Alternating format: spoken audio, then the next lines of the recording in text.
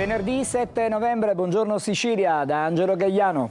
Buongiorno da Emanuela Corsi. Con Manuela leggeremo insieme i quotidiani con i fatti che vi raccontiamo in questa mattinata. E allora andiamo subito alle vicende legate, ahimè, in parte anche alla sanità siciliana e non solo. Ci sono due talpe per l'inchiesta che vede coinvolto tra gli altri anche l'ex governatore di Sicilia Cuffaro, oltre ad un tenente colonnello dei Carabinieri, anche un funzionario di polizia avrebbe dato consigli.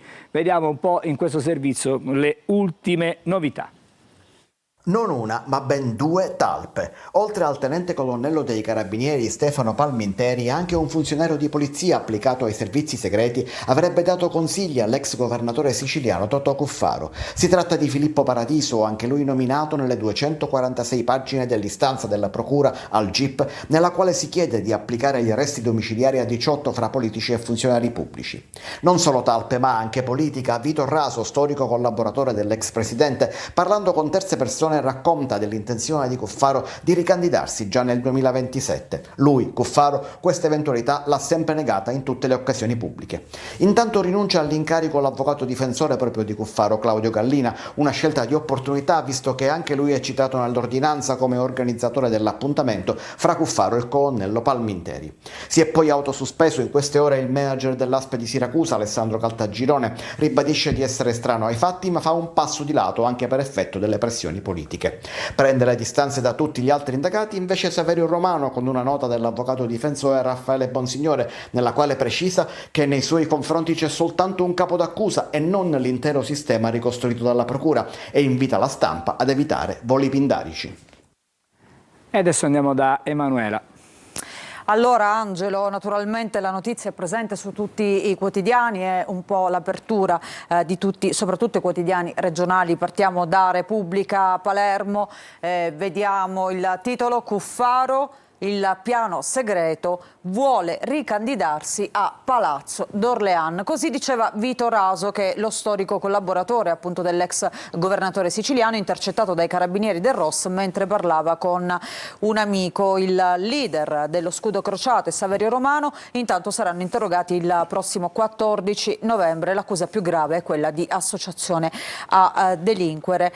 Ma andiamo a vedere anche nell'altra pagina, perché c'è anche una retroscena dei rapporti, o meglio un incontro tra Cuffaro e la moglie di un boss.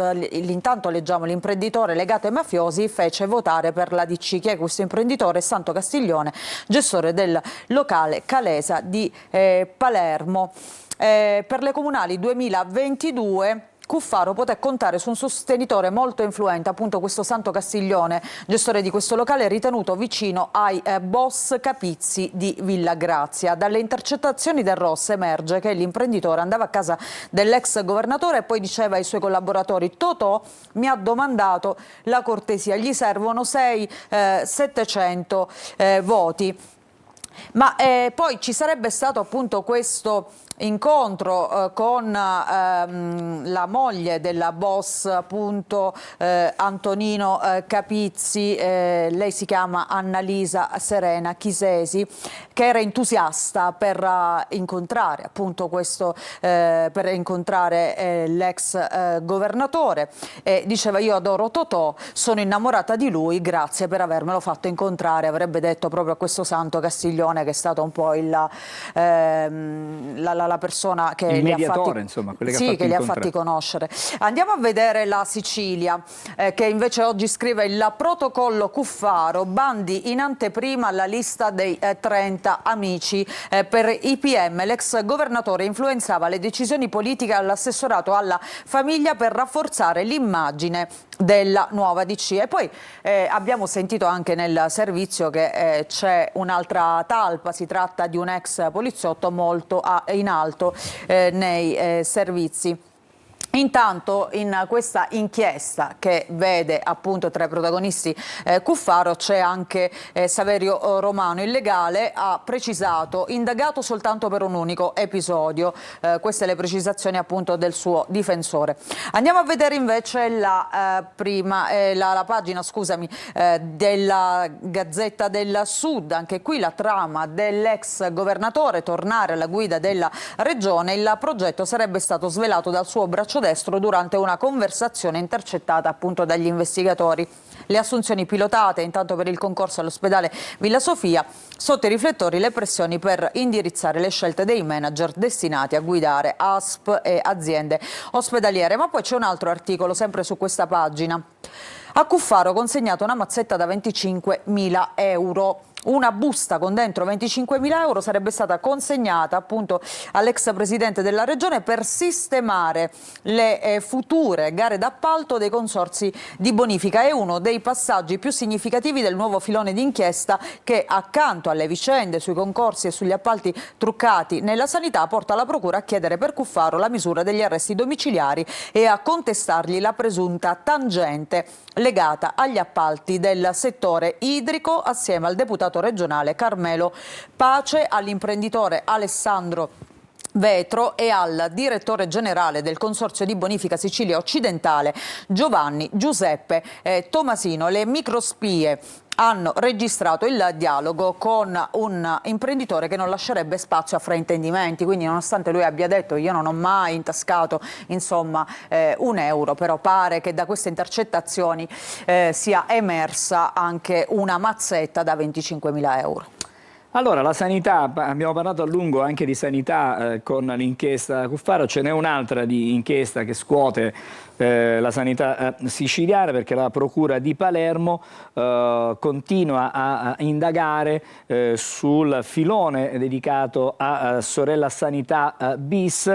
12 sono le richieste di arresti e al centro ci sarebbe un sistema di corruzione tra pubblico e privato, con tra i maggiori protagonisti ancora una volta il commercialista Antonino Maria Sciacchitano, che si trova già agli arresti domiciliari. Vediamo e sentiamo i particolari. Sanità siciliana ancora una volta sotto i riflettori della Procura di Palermo, che ha chiesto 12 arresti, 8 in carcere, 4 ai domiciliari e 3 interdittive per altrettante società, in una indagine che ricostruisce un sistema di tangenti e appalti pilotati tra aziende pubbliche e imprese private. Al centro delle indagini c'è ancora Antonino Maria Sciacchitano, 65 anni, il commercialista originario di Corleone, già posto ai domiciliari nel mese di giugno scorso nel primo filone dell'inchiesta Sorella Sanità bis. Per lui arriva un'altra richiesta di detenzione in carcere. È considerato dagli investigatori l'organizzatore di una trama di corruzione attraverso il coinvolgimento di funzionari compiacenti, imprenditori e altri intermediari. Richiesta di carcere anche per Catello Lello Cacace, 61 anni, imprenditore di Castellammare di Stabia, ritenuto il faccendiere del gruppo. Tra le richieste ai domiciliari con braccialetto elettronico anche la palermitana Alba Cristodaro, 47 anni, responsabile unico del procedimento all'Arnas Civico di Palermo. Le 3 società coinvolte, Servizi Ospedalieri, E-Medical e Pacifico SRL, rischiano il divieto di contrattare con la pubblica amministrazione per un anno. Proprio questa inchiesta è sulle prime pagine, quasi all'apertura anche delle prime pagine dei quotidiani regionali.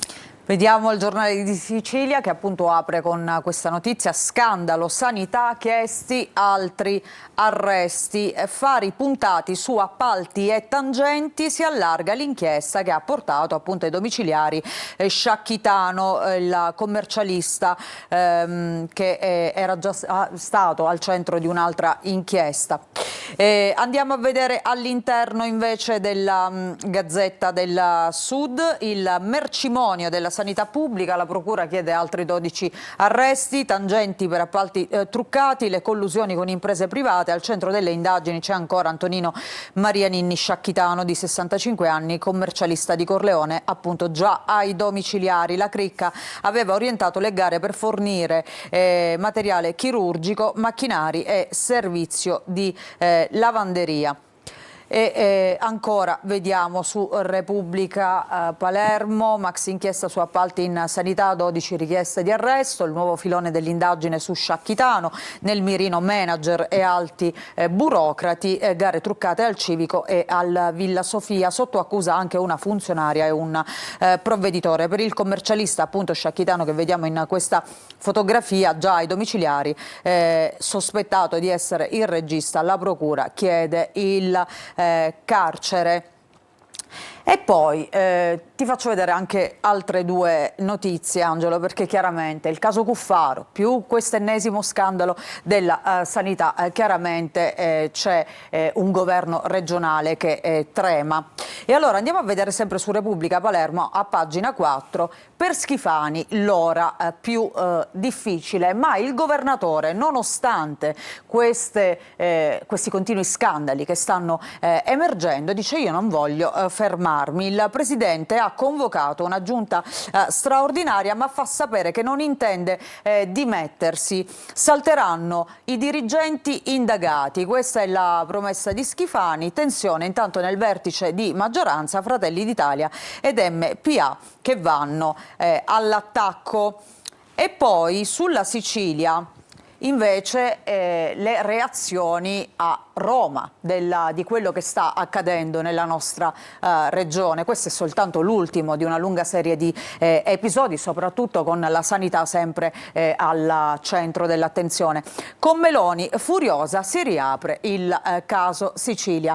Repulisti appunto di Schifani, il governatore che dice: manderò a casa tutti i manager insomma che sono coinvolti in queste inchieste. Vertice di maggioranza in un clima tetro, il governatore: il mio impegno per l'isola non si fermerà, ma gli chiedono di interrompere lo strapotere di Cuffaro. Intanto vediamo le reazioni a Palermo, centrodestra in piena crisi, DC in tilt, Democrazia Cristiana in tilt, il gelo di Sbardella, ricordiamo il commissario di Fratelli d'Italia per la Sicilia, le opposizioni, l'11 sit-in per chiedere appunto le dimissioni di Schifani.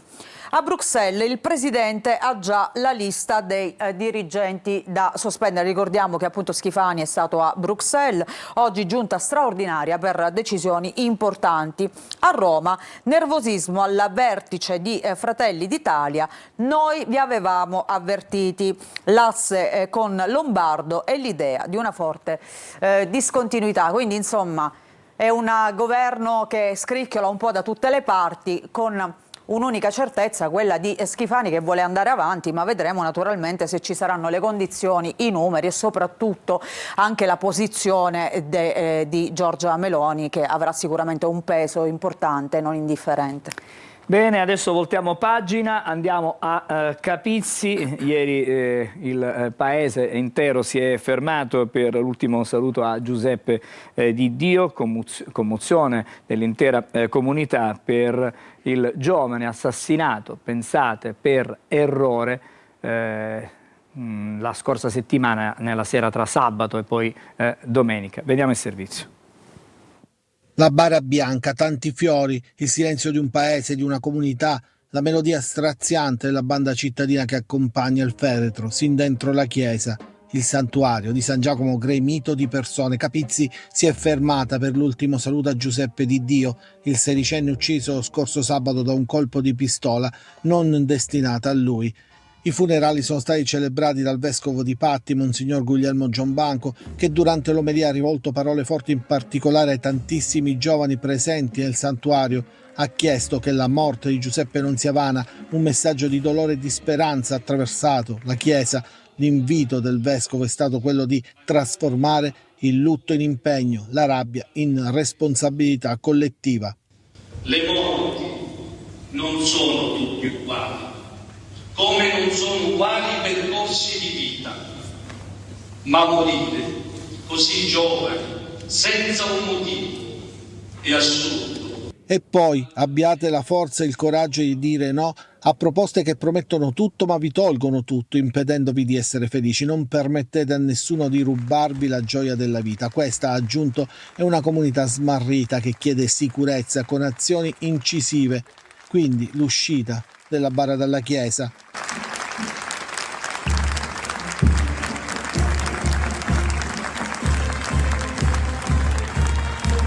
Un applauso e silenzio, tanto silenzio per una tragedia che ha scosso tutti.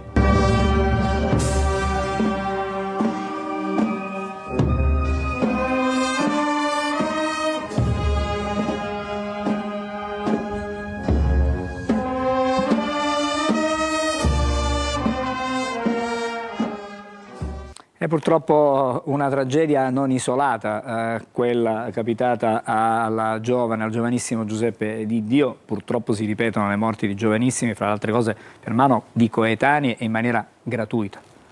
Vediamo sulla Gazzetta del Sud intanto questo articolo sul funerale del ragazzino. L'ultimo saluto a Giuseppe tra profondo dolore e rabbia. Santuario di San Giacomo, gremito nel giorno del lutto di un'intera comunità e non soltanto. Il vescovo Giombanco ai giovani di questa tragedia: sappiate cogliere l'invito ad amare la vita. E poi le parole del suo professore di diritto: in questi giorni abbiamo chiamato l'appello, per noi lui c'è in classe e continuerà ad esserci perché ha lasciato in noi qualcosa di profondo. Speriamo che questa ennesima morte non sia stata vana, Angelo, proprio per quello che dicevi tu, c'è troppa violenza sui giovani e soprattutto violenza fatta da altri giovani. Quindi ahimè, parliamo ancora di violenza perché una 21enne ha abusato della fidanzatina di appena 15 anni, l'ha minacciata, l'ha costretta anche a rubare in casa dei genitori. Questa bruttissima storia arriva da Scicli, siamo nel Ragusano, alla fine sono scattate le manette per il fidanzato violentatore. Maltrattamenti, violenza sessuale, vessazioni e minacce. A subirli una ragazzina di 15 anni a Scicli, nel Ragusano. Il carnefice, il suo ex fidanzato di 21 anni, che avrebbe approfittato della vulnerabilità emotiva dell'adolescente per sottoporla a torture di ogni genere. Le indagini della squadra mobile sono partite dopo la denuncia fatta lo scorso settembre dai genitori della quindicenne, che si sarebbero accorti che qualcosa non andava. Dalle indagini è emerso che la ragazzina era stata costretta a subire le violenze dall'inizio della relazione sentimentale lo scorso maggio e che avrebbe taciuto per paura. Oltre a essere costretta a compiere atti sessuali, la ragazza è stata indotta a rubare denaro e oggetti preziosi ai genitori, consegnandoli al fidanzato, che approfittando della situazione avrebbe utilizzato indebitamente anche il bancomat di famiglia. Per questo motivo l'indagato è accusato, oltre che di violenza sessuale, maltrattamenti, anche di indebito utilizzo e falsificazione di strumenti di pagamento diversi dai contanti. Per l'orco sono scattati gli arresti domiciliari con l'applicazione del braccialetto elettronico. Torniamo da Emanuela e leggiamo ancora i giornali. Leggiamo sempre questa pagina della Gazzetta del Sud: abusi sessuali su quindicenne costretta a rubare gioielli ai genitori. Una storia che arriva da Scicli, nel Ragusano, arrestato un giovane di 21 anni. Questa ragazzina, oltre ad essere costretta a compiere appunto atti sessuali, è stata indotta a rubare denaro e oggetti preziosi ai genitori, che poi venivano consegnati al fidanzato, il quale ha anche utilizzato indebitamente il bancomat di famiglia. Per questo motivo è indagato pure di indebito utilizzo e falsificazione di strumenti di pagamento diversi dai contanti. Appunto, come sentivamo, il ragazzo è stato arrestato e agli arresti domiciliari con il braccialetto elettronico. Adesso siamo a Catania perché nel pomeriggio di ieri a Palazzo della Cultura c'è stata una nuova tappa di avvicinamento per quella che è la candidatura di Catania, capitale della cultura, per il 2028. Sentiamo, vediamo. Catania è il barocco, è l'Etna, è la grande letteratura, è la Norma di Bellini, è un hub logistico di connessioni via terra, mare, aria, nel cuore del Mediterraneo. Catania ha tutte le potenzialità per candidarsi capitale italiana della cultura 2028. Oltre un centinaio le realtà che hanno partecipato all'elaborazione del programma dal titolo Catania Continua. È una città che vuole coniugare le bellezze del passato che ci sono state donate da chi è venuto prima di noi con la nostra capacità di essere parti del futuro, con la nostra forte azione nel campo della tecnologia e dell'innovazione. Poi su cosa puntiamo? Puntiamo con connubio, su una sintesi molto forte a Catania tra arte e scienza, arte e natura, arte e rigenerazione urbana, cioè non è la bellezza per la cultura per la cultura, ma la cultura per migliorare la città e essere cittadini e cittadine di Catania in questo momento. Il progetto invita a guardare in alto e in profondità, connettendo geografie urbane diverse, centrali e periferiche, in un unico disegno di rigenerazione. E adesso torniamo e completiamo la rassegna stampa regionale. Emanuela. Sì, vediamo i titoli di apertura dei quotidiani. Repubblica Palermo, insomma, abbiamo visto, aperto con Cuffaro, il piano segreto di Cuffaro che voleva ricandidarsi alla guida della regione, ma c'è anche l'intervista a Provenzano che dice, dirigente del PD naturalmente, che dice fine di un sistema, il governatore adesso si dimetta, invece Schifani risponde non mi fermo. E poi ovviamente la sanità, indagine sugli appalti, 12 richieste di arresto. Vediamo nel taglio basso, allarme smog, il comune di Palermo punta su bus elettrici. Andiamo a vedere la prima pagina della Sicilia, la sanità truccata e i bandi agli amici. Cuffaro lavorava per ricandidarsi, e poi questo retroscena appunto della Meloni infuriata perché si riapre il caso Sicilia. Vediamo ancora altre notizie siciliane. Mauro, il ragazzo studente di medicina di Palermo che studiava a Torino, rimasto paraplegico, si è laureato in medicina dopo la tragedia dei Murazzi. Dei giovani gli avevano lanciato appunto una bicicletta elettrica che era finita addosso a questo giovane palermitano. E poi l'Italia è dei centenari e 8 su 10 sono donne. Questi dati Istat dal 2024 ad oggi, aumento di 2000 unità. Vediamo anche la prima pagina di Catania. Questa notizia, ruspa in azione a Vaccarizzo, l'immobile del 74 era abusivo, l'intervento interforze all'Oasi del Simeto. E poi per la cronaca, droga nel frigorifero della panineria, arrestato il figlio del boss di Lineri. La prima pagina di Palermo, le ripercussioni di questo terremoto giudiziario della regione anche sul comune. Nelle carte citati anche un consigliere e il dirigente di una partecipata. Vediamo la prima pagina della Gazzetta del Sud, anche qui Cuffaro in apertura, voleva rifare il governatore, poi lo scandalo sanità, chiesti altri 12 arresti. E anche qui in prima pagina vediamo questa storia triste con un lieto fine. Adesso Mauro è diventato medico, il giovane colpito da una bici a Torino, il palermitano era rimasto tetraplegico. A Capizzi invece i funerali appunto di Giuseppe Di Dio, dolore e rabbia della comunità ferita. Vediamo l'ultima prima pagina, il Giornale di Sicilia, avevamo già visto l'apertura, ma vediamo anche questa notizia, omicidio in Contrera, altri 3 in carcere. Vincenzo Bellomonte, il figlio e il cugino avrebbero aiutato il killer per il delitto. In Contrera i carabinieri del nucleo investigativo hanno arrestato Vincenzo Bellomonte di 49 anni, il figlio e il cugino, accusati di concorso in omicidio, di detenzione e porto illegale di arma da fuoco, entrambi aggravati dal metodo mafioso. Bene, grazie. Fra poco torneremo da Emanuela per leggere assieme le prime pagine, non solo gli approfondimenti dei quotidiani nazionali, ma intanto diamo uno sguardo al traffico. Cominciamo da via Vincenzo Giuffrida, siamo a Catania, una situazione direi tutto sommato regolare per l'ora. Diciamo, le prime ore del mattino sono sempre quelle più difficili. Da via Vincenzo Giuffrida adesso invece andiamo a vedere cosa succede al Tondo Gioieni. Anche qui situazione, vedete, proprio quasi normalissima, sembra quasi incredibile. E allora adesso vediamo, e tornando per un attimo in studio, qual è la situazione in realtà, sempre sulla stessa arteria di viabilità. Stiamo parlando sempre della circonvallazione. Qui siamo nella parte bassa in direzione Ognina, l'uscita da Viale Mediterraneo e l'innesto proprio con la circonvallazione.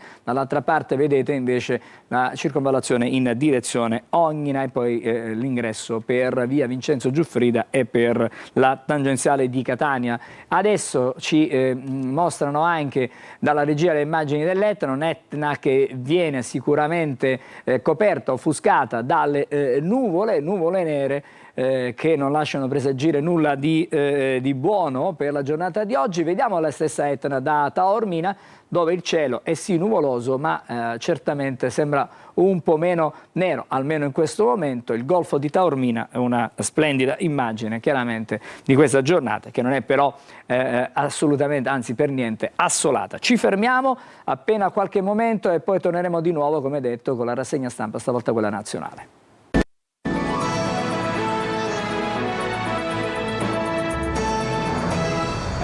Di leggere i quotidiani nazionali. Allora Emanuela, torniamo da te.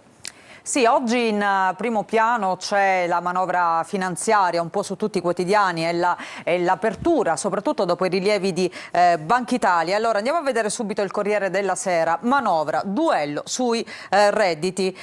Banca Italia dice: benefici per quelli più alti. La replica di Giorgetti tutela invece i medi. I conti dell'ufficio parlamentare di bilancio dal taglio dell'IRPEF, 408 euro ai dirigenti, mentre per gli operai il taglio sarà soltanto di 23 euro. Quindi c'è un grosso divario effettivamente tra redditi diciamo medio-bassi e i redditi più alti. Ma vediamo intanto le altre notizie. La campagna che si prepara al voto per le regionali del 23-24 novembre, secondo il sondaggio di Nando Pagnoncelli è avanti e in testa Roberto Fico, il candidato del Campolargo, che sarebbe al 53%, mentre lo sfidante del centrodestra Edmondo Cirielli è fermo al 42,5%, il PD primo davanti a Fratelli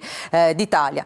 Ma andiamo a vedere anche invece all'estero la guerra in Ucraina, Pokrovsk, i raid e la resistenza, i droni sono un incubo, continua la battaglia attorno a Pokrovsk, la località strategica del Donbass. L'armata russa stringe d'assedio i difensori ucraini e avanza anche a costo di ingenti perdite. Lottiamo per casa, la testimonianza degli ufficiali di Kiev e poi l'incubo dei droni. Vediamo nel taglio centrale le altre notizie. Intanto da un cavò, vediamo questa fotonotizia, da un cavò in Canada spunta il tesoro degli Asburgo.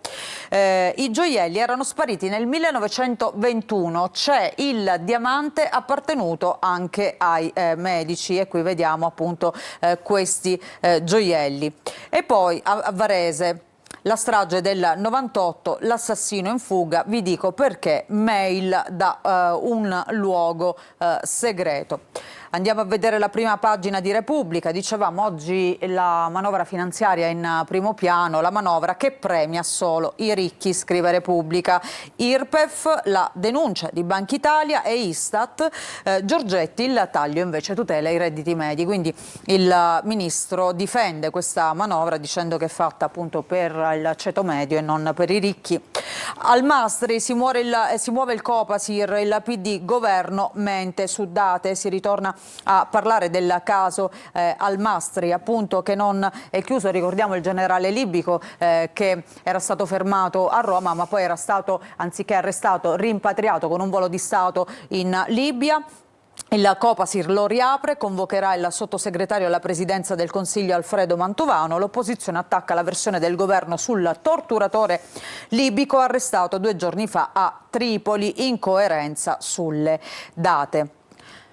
Libero, meno tasse, sinistra in rivolta. Libero naturalmente che difende questa manovra finanziaria, PD e compagni contro il taglio dell'IRPEF ai ricchi, cioè a chi prende più di 2.000 euro. Schlein chiede una super patrimoniale e la Propal albanese va in piazza con i sindacati. Il Giornale, tutti contro il ceto medio, Banca Italia e Istat criticano la manovra, Giorgetti tutela la borghesia. Ma intanto il Financial Times incorona Meloni, lezione all'Unione Europea su spread e conti. E poi effetto Mamdani, il nuovo sindaco di New York sulla sinistra italiana, Schlein chiede subito una patrimoniale.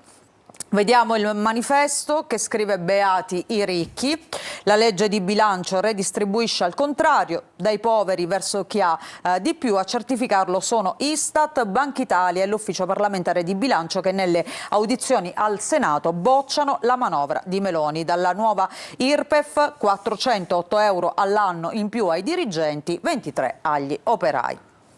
Il Messaggero, ceto medio, il piano del MEF, Giorgetti manovra 3,4 miliardi per le famiglie, ma Banca Italia invece abbiamo detto che stoppa un po' questa manovra e poi chiede di sostenere il potere d'acquisto. Intanto allarme salute, il 10% degli italiani, questo è un dato molto allarmante, rinuncia a curarsi per le lunghe liste d'attesa, più fondi alla sanità. Vediamo anche Meloni in prima pagina che è finita al centro delle polemiche per l'acquisto di una casa che sarebbe una casa di lusso, ma lei dice tutto in regola, era soltanto un villino, le entrate appunto è un villino, confermano la difesa di Meloni, il documento con i dati appunto di questo immobile sul quale si erano mosse le opposizioni. Vediamo l'intelligenza artificiale che viene utilizzata in ospedale per che cosa? Perché aiuta a scoprire abusi sulle donne. A Torino 2000 casi di violenze non denunciate sono stati individuati analizzando il linguaggio dei referti proprio grazie all'intelligenza artificiale. E poi truffe agli anziani. Truffe telefoniche, arriva il codice contro i finti parenti per frenare questa purtroppo questa nuova truffa che prende di mira le persone un po' avanti con l'età. Però tanti abbiamo raccontato anche delle storie che ormai non si lasciano più fregare. Ecco. La Stampa, Banca Italia gela Meloni, manovra per ricchi. Taglio IRPEF, effetti nulli per i redditi bassi, favoriti i manager, non gli operai. E poi vediamo la fotonotizia con Sinner che scatta un selfie, il numero 1 al mondo, ha incontrato i bambini a Torino, dice ho paura del buio, amo dormire e amo anche i go-kart, quindi si è un po' raccontato ai bambini. Vediamo questa intervista ad Abu Mazen. Disarmare Hamas, ha detto, è una necessità per i palestinesi. Abu Mazen che tra l'altro ha incontrato Papa Leone XIV, lo vediamo anche su Avvenire, vediamo la foto principale proprio dedicata a loro due, da un lato Leone XIV e poi dall'altro il presidente dell'autorità nazionale palestinese Abu Mazen.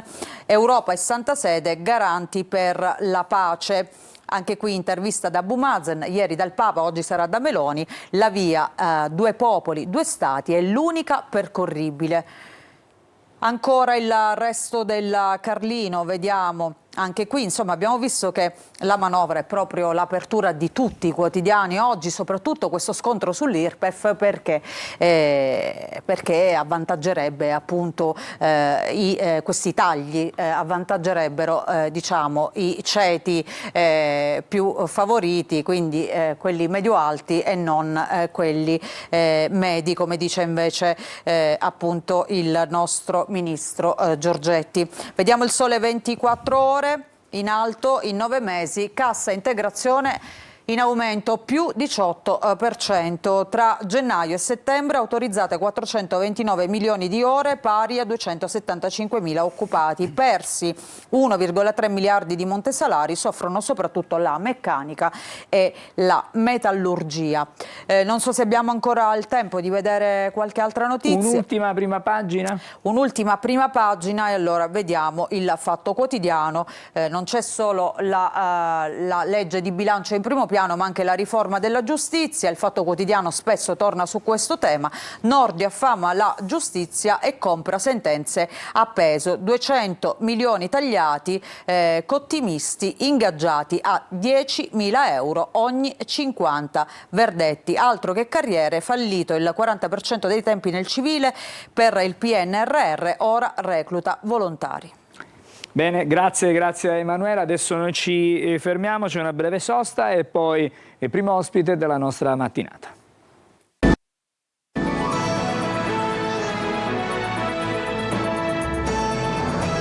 Bentornati a Buongiorno Sicilia. Allora è il momento di conoscere e stare insieme a Carmela Buffa-Calleo, che è un'attrice. Buongiorno. Buongiorno. Per parlare di quello che è un progetto che arriva per in qualche modo stimolare i più giovani, mettiamola così. Speriamo. Sì. Si chiama I codici della strada, poi sì. Ci arriviamo a questo titolo, Sì. però la necessità di cominciare con prima ho detto i più giovani, ma proprio con i ragazzini, direi bambini, che sì.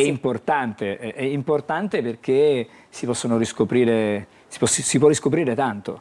Assolutamente Anche sì. da parte loro soprattutto. Assolutamente sì. Loro sono banalissimamente il futuro e il nostro futuro in questo momento non brilla moltissimo.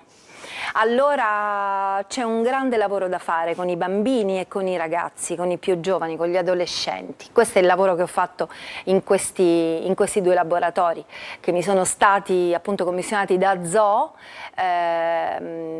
nella figura di Pamela Toscano, che è l'organizzatrice e l'ideatrice di questo progetto, prima di Ucci Ucci con i bambini più piccoli e poi adesso con i codici della strada.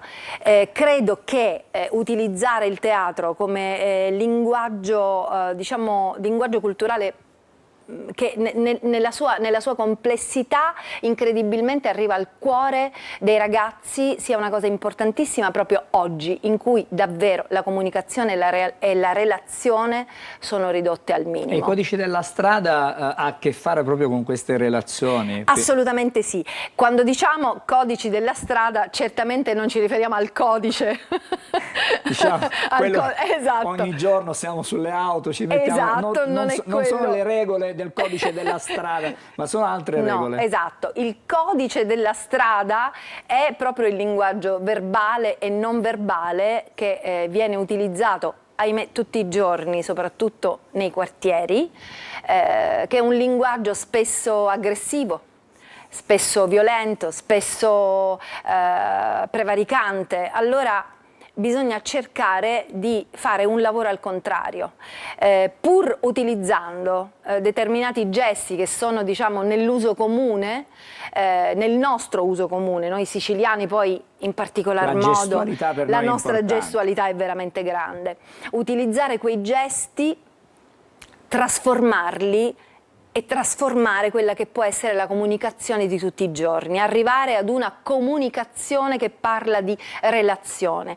Chiaramente lavori come questo sono una goccia nel mare, questo dobbiamo dircelo, non possiamo aspettarci risultati incredibili, però dico sempre è un seme. Abbiamo una grande responsabilità nei confronti di questi ragazzi, perché credo sempre, lo dico, il teatro è uno degli ultimi baluardi di libertà e di pensiero critico che ci rimane, in un mondo che davvero ha smesso di relazionarsi. Cosa restituiscono questi ragazzi che partecipano a questo progetto? Perché umanità. È importante, no, percepire poi sì quello che loro possono magari assimilare e portare fuori da quel luogo, ma è importante anche capire quanto di quello che viene trasmesso viene effettivamente poi recepito dai ragazzi. Allora, nel momento del laboratorio ci si accorge di una grandissima trasformazione di questi ragazzi, nei volti, nei comportamenti, nello stato d'animo. E questo è quello che io chiamo il seme che lasciamo. Quello che portano fuori non lo sapremo adesso, perché in realtà, proprio perché un seme ha bisogno di essere nutrito, di essere innaffiato. Allora questo è compito degli educatori, è compito di chi come me, perché ci sono in questo progetto di Zoo, ci sono tantissimi artisti che veramente fanno un lavoro bellissimo, è compito negli anni di vari approcci con questi ragazzi, perché questo, se è un percorso che continua negli anni, è chiaramente un percorso che dà dei frutti, perché è un allenamento vero e proprio ad un altro tipo di pensiero, ad un altro tipo di vissuto, ad un altro tipo di visione del proprio futuro. Questi ragazzi si vede già, sembrano, sono dei bambini con un vissuto e un atteggiamento spesso da adulti. Allora diciamo che in qualche modo anche la cultura in generale che hanno assorbito, che hanno dentro, può essere limata, modificata, trasformata. Assolutamente sì. Io sono ottimista da questo punto di vista, perché ogni ragazzo è una possibilità, ogni ragazzo è potenzialmente tantissimo, hanno una sensibilità e una umanità incredibile, proprio perché vivendo una vita abbastanza dura, no? Magari non tutti, ma sappiamo di cosa stiamo parlando, vivendo una vita forte, come dire, in qualche modo loro hanno una radice molto forte, una voglia di riscatto anche molto forte, di cui spesso non sono neanche coscienti, ma lo senti in quello che dicono, lo Quindi senti. questo si percepisce? Moltissimo, moltissimo. Io, per me l'esperienza è stata ed è molto, molto bella e molto forte, non potrebbe essere altrimenti. E i ragazzi sono niente, figli, proprio diventano figli, perché poi sono dolcissimi, sono allegri, i bambini vengono, ti abbracciano come se tu fossi, che ne so, una mamma davvero. I ragazzini invece magari hanno più resistenze, hanno un attimo più di sovrastruttura, ecco, però lo capisci dai loro occhi che quello che stai facendo gli serve proprio, è come bere ad una fonte d'acqua chiara. Tornando ai corsi, diciamo così, sì. In realtà abbiamo detto che è uno strumento educativo. Sì.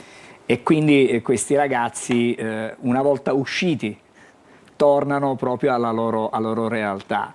È un esperimento, un test, una prima volta, però si potrebbe portare anche all'interno della loro realtà questo tipo di esperimento, nel senso si è fatto in un luogo neutro, chiamiamolo così, ma poterlo portare poi effettivamente nel loro habitat, questo tipo di prodotto sarebbe ancora meglio. Portarlo nel loro habitat è un lavoro lungo. Ma magari portarlo nelle loro scuole, perché assolutamente, no? Infatti stavo arrivando proprio a quello. La verità è che questo tipo di esperimento potrebbe diventare veramente materia di insegnamento, che poi non è nient'altro, io dico sempre, il teatro è un pretesto, in realtà parliamo d'altro, no? Portare il teatro nella scuola significa portare di nuovo relazione, che è quello che sta mancando drammaticamente a tutti i livelli. Purtroppo ancora sono poche le scuole che, come dire, cedono a questo esperimento. Si preferisce la scuola punto 4, la scuola completamente automatizzata. Comprendo che i tempi sono quelli che sono, però ci stiamo sempre più rendendo conto che più si va avanti con questo mondo carico di tecnologia, più le nuove generazioni hanno un vuoto interiore davvero che sta diventando incolmabile. Dico veramente una banalità grandissima, ma ormai lo sappiamo, lo vediamo tutti i giorni. Quindi ecco, un appello a chi comanda, un appello a quelli a cui forse abbiamo dato il voto, forse no. Non togliete più soldi alla cultura. Avere tolto soldi alla cultura è stato un assassinio, un crimine.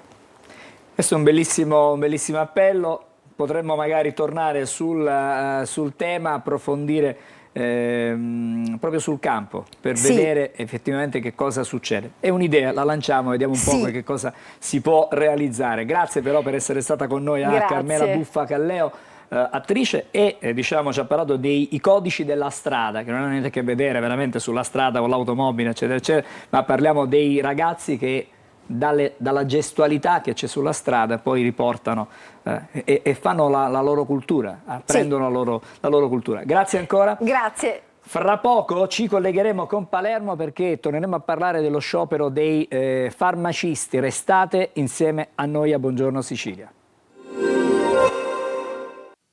Ben trovati da Clara Ventura di Trebi Meteo. Nella giornata di venerdì cambia lo scenario meteorologico su parte del nostro territorio. Transiterà infatti una nuova perturbazione che coinvolgerà la Sicilia. Avremo infatti dei fenomeni piuttosto diffusi, specie nella seconda parte del giorno. Temporali localmente intensi, attenzione anche a possibili nubifragi.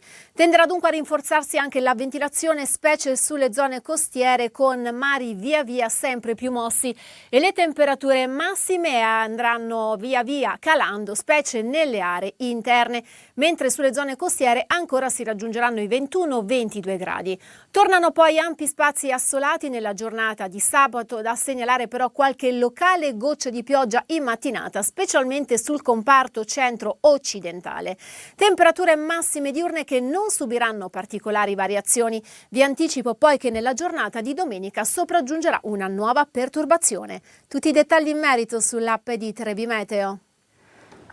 Allora, abbiamo visto le previsioni meteo, adesso andiamo a Palermo, do il benvenuto e buongiorno a Ida Saia. Buongiorno, grazie per essere con noi. Buongiorno a tutti voi. È la segretaria generale della UIL Tux della Sicilia. Allora, ieri c'è stata questa mobilitazione, ne avevamo parlato qualche giorno prima, dei farmacisti, dei dipendenti delle farmacie private. Ecco questo, scesi in piazza e devo dire a sorpresa probabilmente in grande numero, una mobilitazione inedita, sottolineo ancora una volta, perché difficilmente si sono viste le farmacie, diciamo, in sciopero. Possiamo tracciare un bilancio intanto di quella che è stata la partecipazione allo sciopero, e poi cerchiamo di capire se questa trattativa in qualche modo si può riaprire. Allora, è stata una partecipazione massiccia, partecipata inaspettatamente in tutte le piazze italiane. A Palermo con i due presidi, in Sicilia con i due presidi, uno a Palermo e uno a Catania, si sono registrate punte di adesione di circa il 70-75%. Questo dunque è un dato direi importante e significativo. Il nodo del contendere, lo ricordiamo, è il rinnovo del contratto. Le posizioni, mi pare di capire, sono molto distanti. C'è una proposta dei sindacati che è di 360 euro lorde mensili, mentre invece Federfarma è diciamo, intorno alla metà, diciamo così, rispetto a questo dato che ho dato io? No, è anche meno. È anche meno. La proposta è stata 120 euro lorde, ma quello che è importante sottolineare è proprio la perdita del potere d'acquisto di questo comparto di lavoratrici e lavoratori. Noi abbiamo avuto un rinnovo del contratto nel 2013, ci sono stati 8 anni di stallo per poi essere rinnovato nel 2021 con un aumento salariale di 80 euro lordi. È chiaro che di fronte a queste cifre non possiamo che parlare di sostanziale perdita d'acquisto, se sommato alla inflazione galoppante che purtroppo affligge il Paese. Se sommiamo oltretutto che i salari italiani sono quelli più bassi d'Europa. Oltre alla rivendicazione salariale, noi richiediamo proprio un riconoscimento alla professionalità delle farmaciste e dei farmacisti. secondo il nostro punto di vista meritano rispetto, riconoscimento e tutele contrattuali all'altezza delle competenze richieste dal servizio, oltre chiaramente ad una migliore conciliazione tra vita e lavoro, percorsi formativi e valorizzazione delle competenze, anche in relazione all'evoluzione verso la farmacia dei servizi. E proprio qui volevo arrivare, le chiedo scusa, volevo arrivare proprio a questo aspetto, cioè la farmacia dei servizi, perché in qualche modo l'epidemia, la pandemia di Covid ha trasformato anche il ruolo della farmacia, dove sono stati fatti, vengono ancora fatti i tamponi all'occorrenza, vengono fatti anche altri esami che prima si facevano solitamente o in ospedale o in laboratori specializzati. Quindi anche la figura stessa del farmacista assume una nuova veste.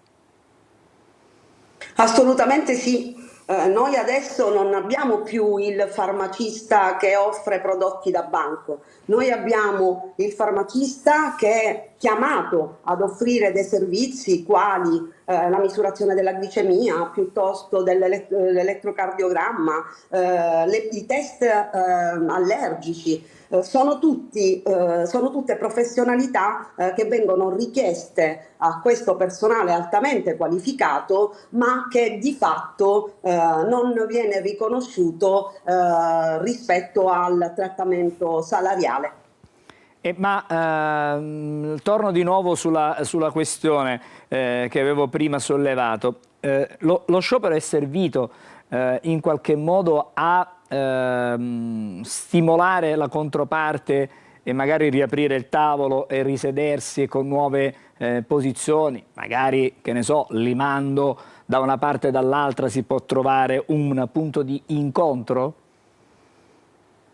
Guardi, all'indomani di uno sciopero sicuramente significativo, così come abbiamo più volte detto, la reazione di Federfarma è stata quella di inviare ai vari datori di lavoro una richiesta perniciosa rispetto alla partecipazione allo sciopero. E quindi al momento diciamo che siamo in attesa di risposte anche rispetto agli incontri che abbiamo avuto istituzionali sia a Palermo, convocati dal capo di gabinetto al quale abbiamo rappresentato le nostre rivendicazioni, sia a Catania ricevuti dai consiglieri di Federfarma. Entrambi i tavoli istituzionali hanno ascoltato con molta attenzione le nostre rappresentazioni e si sono fatti portavoce e carico di intervenire laddove è possibile, naturalmente, per stimolare la ripresa del tavolo delle trattative. Sicuramente un tavolo di trattative che deve essere costruttivo e finalizzato appunto a dare quella giusta dignità a questo comparto. Senta, per quello che le risulta, ci sono stati dei disagi particolari ieri nonostante lo sciopero nelle farmacie, cioè gli utenti hanno potuto poi alla fine, quelli che hanno avuto necessità, perché capiamo che chiaramente ci sono le persone che si ammalano, hanno problemi di salute, hanno bisogno di medicine, sono riuscite lo stesso queste persone a trovare nel servizio della farmacia un riscontro puntuale nonostante la giornata di agitazione? Sicuramente ci saranno stati dei disagi, questo è indubbio, ma comunque sono stati garantiti in ogni caso i servizi minimi da tutte le farmacie aperte, sia di servizio ordinario che quelle di turno. Bene, allora grazie a Ida Saia, che è la segretaria generale della Wiltux di Sicilia, però di questo tema mi piacerebbe magari riparlare più avanti, e nella speranza che questa vertenza si possa concludere in maniera positiva, e per chi evidentemente protesta per un salario giusto, ma anche per chi riceve dei servizi, e sono tutti i cittadini che hanno bisogno davvero delle farmacie. Grazie ancora, una buona giornata. E un buon lavoro. Grazie a voi, buona giornata. Ci fermiamo ancora, una breve sosta e poi ancora altri ospiti qui a Buongiorno Sicilia.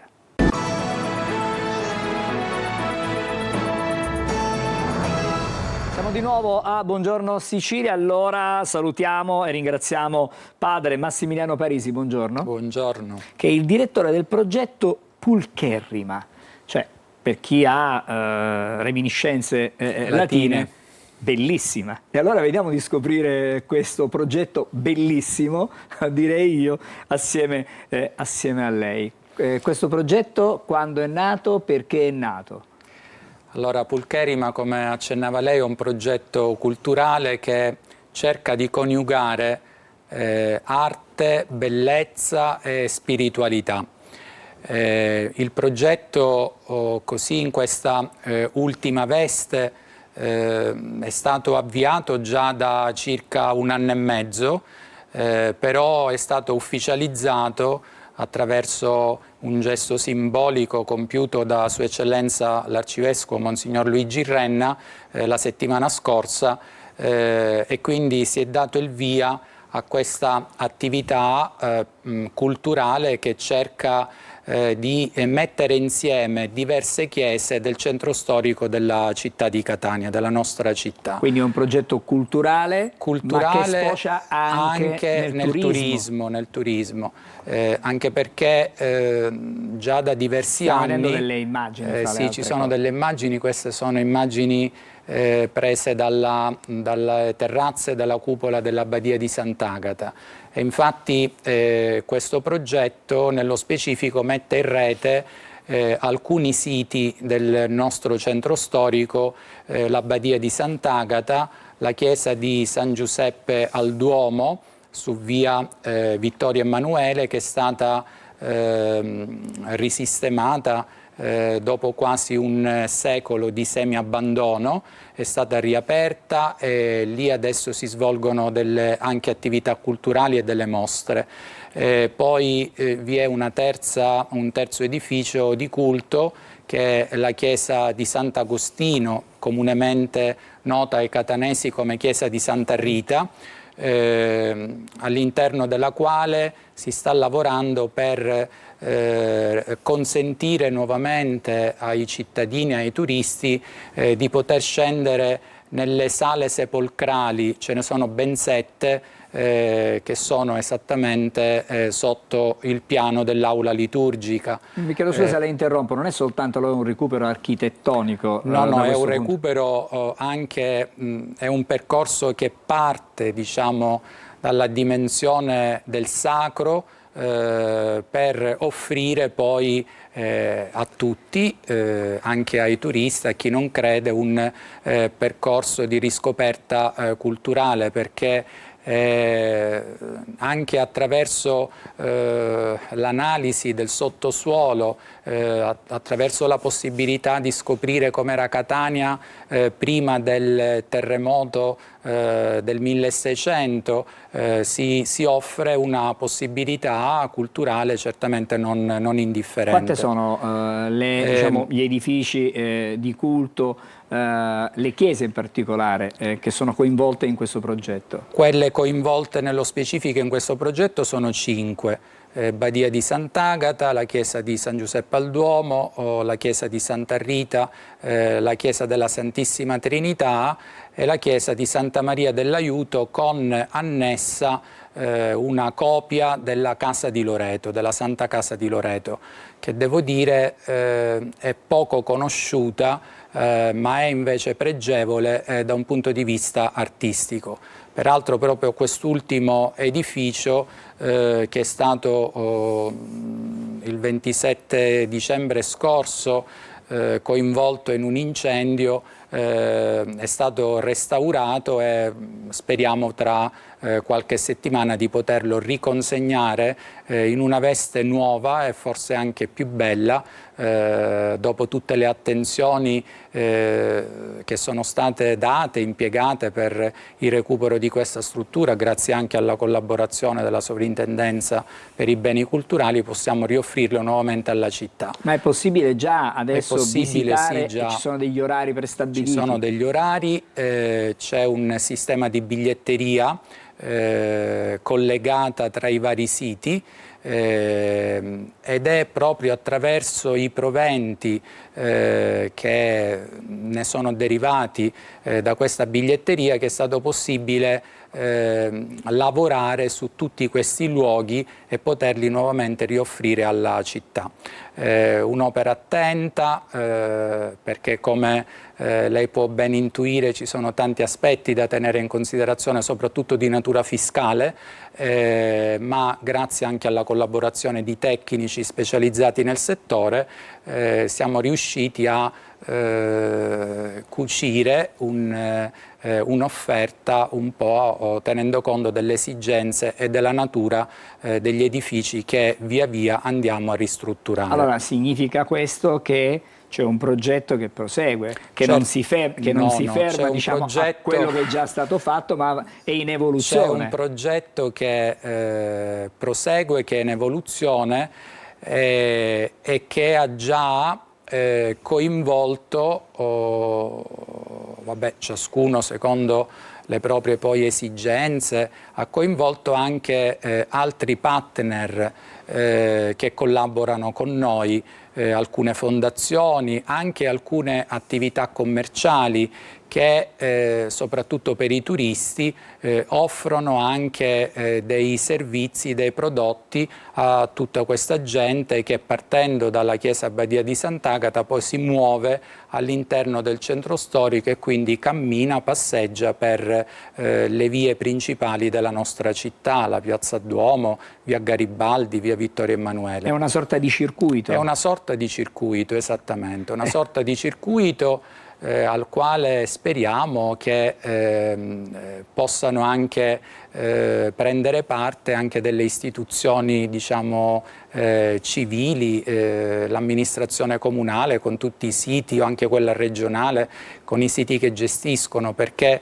personalmente credo che il turismo a Catania sia in una fase di espansione. Questo dobbiamo riconoscere nell'ultimo decennio, quasi nell'ultimo decennio, ma l'obiettivo potrebbe essere, nella misura e nel momento in cui le varie istituzioni hanno il coraggio di sedersi tutti allo stesso tavolo, di offrire al turista che viene, anche con un unico biglietto, la possibilità di vedere diversi siti, come accade già in tante altre città. Insomma, il concetto è quello di fare rete. Di fare rete, fare sinergia, perché chi si isola alla fine non fa un buon servizio. Per noi è un servizio pastorale questo, per altri può essere inteso con altre chiavi, però chi si isola in realtà poi non va da nessuna parte. Padre Massimiliano, noi la ringraziamo intanto per essere stato stamattina con noi. Grazie a voi. Per averci portato anche queste belle foto che abbiamo mostrato a chi ci segue da casa. E semplicemente se stamattina chi ci sta seguendo volesse approfittare, non so le condizioni, abbiamo visto prima il cielo un pochettino minaccia un po' di pioggia, però magari volesse visitare queste 5 chiese, può farlo a partire da che ora? Già siamo dalle 9:30 fino alle 12:30, la domenica fino alle 13 e poi il pomeriggio dalle 15 alle 18. Si parte sempre dalla chiesa Abbadia di Sant'Agata, dopo aver visitato il camminamento e le terrazze, poi ci si muove verso le altre realtà, secondo le combinazioni che ogni giorno vengono proposte. Ecco. Bene, grazie ancora Padre Massimiliano Parisi, che è il direttore del progetto Pulcherrima, di cui abbiamo parlato fino a qualche istante addietro. Adesso, ahimè, cambiamo completamente argomento perché parliamo di oroscopo, c'è anche l'oroscopo nella nostra mattinata, parte la sigla e poi il collegamento con Marco Amato.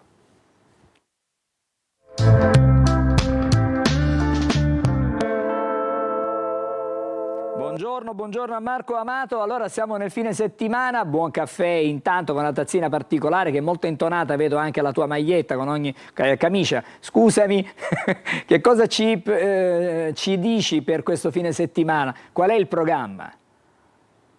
Allora, è un programma assolutamente pulcherrimo, proprio perché la bella Venere è la protagonista della giornata, per questo oggi ho scelto una Limoges e il floreale. Ho scomodato i fiori proprio perché la bella Venere porta bellezza, natura e cambia dal cielo della Bilancia a quello dello Scorpione. Qual è allora l'indicazione delle stelle?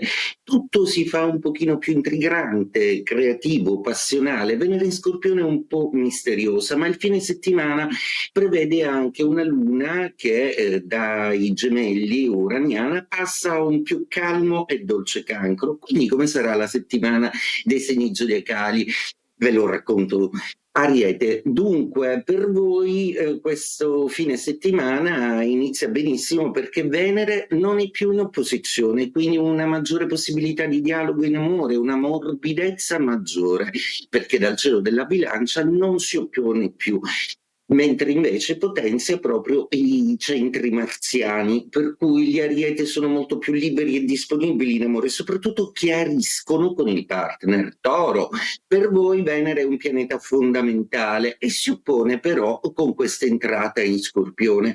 Non sarà un'opposizione di quella bellicosa, anzi tende a farvi vedere quali sono i limiti, i vantaggi e i rapporti del vostro segno zodiacale. Gemelli, per voi è la Luna invece a comandare. Perdete il trigono di Venere, quindi sarete un pochino più scientisti, un pochino più razionali nell'analisi delle vostre vicissitudini sentimentali, più morbido la domenica, in cui vi dedicherete un pochino di più alla famiglia, agli affetti primari. Cancro, non sarà assolutamente un weekend banale, proprio perché Venere inizia un trigono e la Luna vi fa visita a casa vostra proprio domenica. Quindi sarà un weekend all'insegna dell'amore e dei risultati conquistati. Leone, per voi invece Marte e Mercurio vi corroborano di energia, di passione. Venere entra in quadratura, per cui meno dolcezza, ma sicuramente molta più azione. Anche questo weekend sarà un weekend molto impegnato a livello pratico. Vergine, per voi la posizione di Venere migliora tantissimo perché a 2 segni di distanza da voi si fa comunicativa. I Vergini che poco concedete a volte sarete più disposti a dire parole un po' più dolci, un po' più carine. Bilancia, Venere esce dal vostro segno zodiacale, non è stato un transito granché brillante anche se potentissima nei vostri gradi zodiacali, perché non è stata aiutata e o collaborata dagli altri aspetti planetari, per cui è una Venere che diventa un po' più concreta proprio oggi e porta fortuna anche nella pianificazione pratica delle cose. Scorpione, Venere entra nei vostri gradi, vi addolcisce, vi abbellisce, vi dice che la guerra è finita e che finalmente le vostre ferite non sono più così dolorose come pensavate. Lo Scorpione un po' rovelloso nelle sue cose, la dolcezza di Venere lo placherà. Sagittario, per voi Venere è un pochino pensierosa, forse c'è qualcosa da chiarire in amore e soprattutto la posizione della Luna vi rende un po' altalenanti a livello emotivo. Capricorno, per voi la zodiacalità prevede un gioco di squadra molto riuscito, affetto e bellezza proprio dagli amici o dal team di lavoro. Acquario, Venere entra in quadratura, poco male per voi che siete il segno dei ghiacci e che non amate le stucchevolezze, per cui una Venere un pochino più tesa, misteriosa e un po' più elettrica vi intrigherà di più. Pesci, per voi è un bellissimo trigono, il segno che addolcisce tutto e che riesce a tenere a bada tutto, più amorevoli, più calmi e assolutamente più comprensivi per tutti quanti. Domenica è una giornata fantastica perché anche la Luna è dalla vostra parte. E detto questo, auguro a tutti una splendida giornata e un buon fine settimana. Buongiorno Sicilia. Grazie Marco, buon fine settimana anche a te, ci ritroviamo lunedì. Adesso invece vediamo quali sono gli appuntamenti più importanti di questo weekend in Sicilia.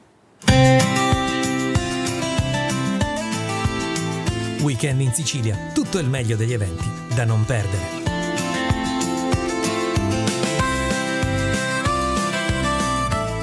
Sta tornando l'evento più atteso e gustoso dell'anno, Cesarò vi aspetta per la 24esima sagra del suino nero e del fungo porcino dei Nebrodi.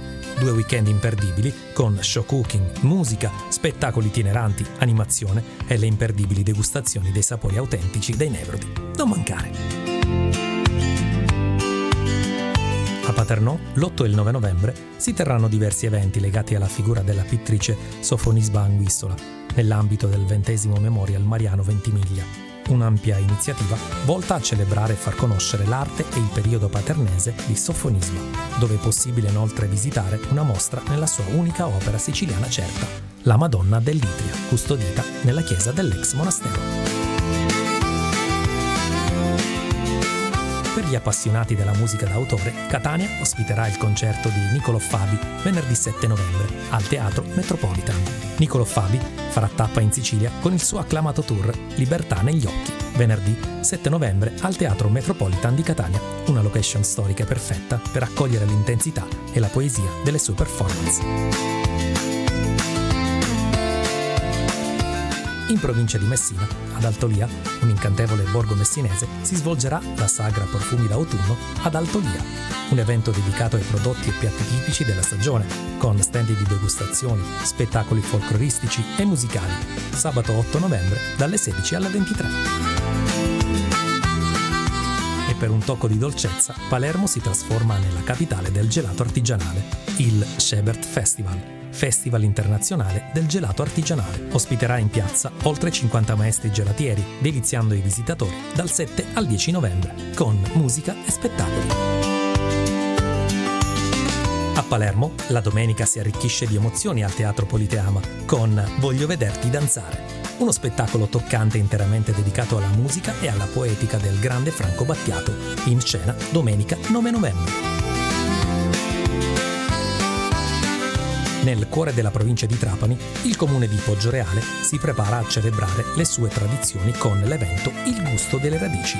Questa manifestazione è un'immersione di 3 giorni nell'autentica atmosfera siciliana, unendo il piacere della tavola con l'intrattenimento di qualità.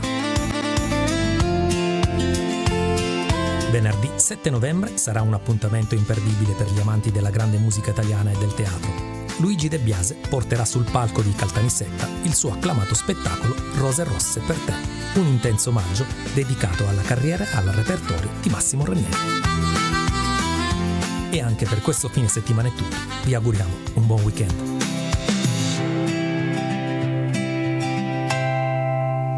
E prima di chiudere torniamo ai quotidiani, a Emanuela con che cosa?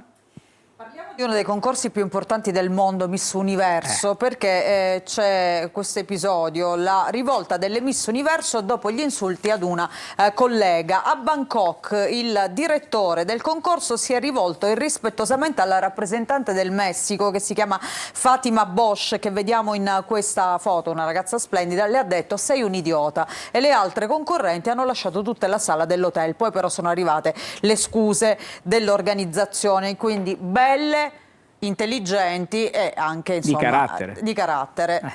Andiamo a vedere anche questa notizia sempre sul Messaggero, perché Robert De Niro ha ricevuto la lupa capitolina dal sindaco Gualtieri. Oggi incontrerà Papa Leone. Ho sempre sentito un profondo legame con l'Italia, ha detto la sua passione e il suo rispetto per la creatività che ispira gli artisti. Qui tutto è storia, sono orgoglioso delle radici italiane. E poi vediamo sempre su questa pagina Sanremo, c'è Conti che sogna un festival con Vasco Rossi. Sarebbe un bel colpo. Sarebbe un bel colpo, dopo tantissimi anni, rivedere Vasco Rossi appunto sul palco dell'Ariston. Andiamo a vedere il Fatto Quotidiano, appunto, che dedica una pagina intera al comandante, a Vasco Rossi.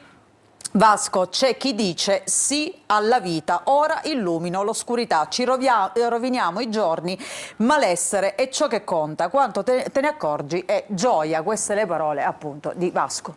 Grazie Emanuela. Ci fermiamo qui per questa settimana con Buongiorno Sicilia, l'appuntamento a lunedì. A tutti voi l'augurio di una buona giornata e chiaramente di un buon weekend.